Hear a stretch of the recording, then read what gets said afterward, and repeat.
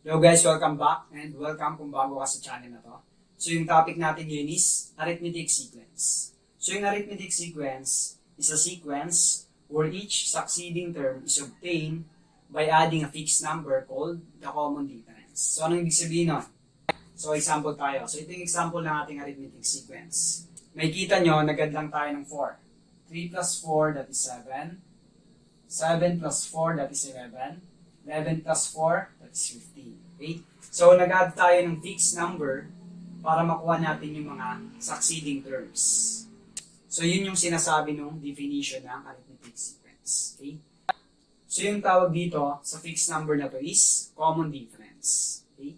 So, pag pinapa-identify sa inyo yung sequence, kung arithmetic ba siya or not, titignan mo lang kung meron silang common difference. Okay? Yun lang yun.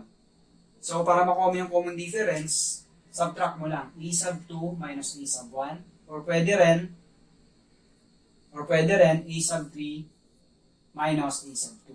Okay? So, same lang yung makuha mong sagot. Okay? So, tandaan mo lang, mas malaki yung nandito sa right. Okay? 2, a sub 2 minus a sub 1. A sub 3 minus a sub 2. Okay? So, ito yung a sub 1 natin, a sub 2, a sub 3, and a sub 4.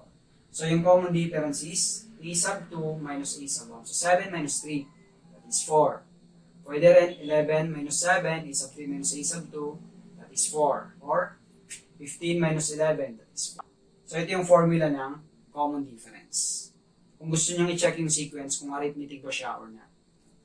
And then, pag pinapasolve naman sa inyo yung next terms ng ating arithmetic sequence, so halimbawa a sub 5. So, add mo lang dito sa a sub 4 yung common difference para makuha mo yung a sub 5. So, 15 plus 4, that is 19. Okay? So, kung a sub 6 naman, so for a sub 6, add mo lang yung common difference sa a sub 5. 4 plus 19, that is 23.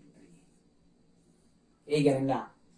So, kung pinapahanap naman yung, halimbawa, a sub 15. Now, meron tayong formula dito. So, yung formula natin sa arithmetic sequence is a sub n is equal to a sub 1 plus n minus 1 times d. Okay? Yung a sub n, ito yung hinahanap nating term kung pangilan ba siya. Yung a sub 1, yung first term. Yung n is yung number of terms. Then yung d is yung common difference. Okay, now, gamitin natin yung formula para masolve natin si a sub 15. So, a sub 15 is equal to a sub 1, that is 3, plus n. So, yung n natin is 15 kasi a sub 15 yung hinahanap natin. Minus 1 times the common difference. So, ano yung common difference niya? That is 4. Okay? Then, simplify natin. So, 3 plus 15 minus 1, that is 14. Times 4. So, 14 times 4, that is 16. 4, 56. So 3 plus 56, that is 57. So, therefore, a sub 15 is 57.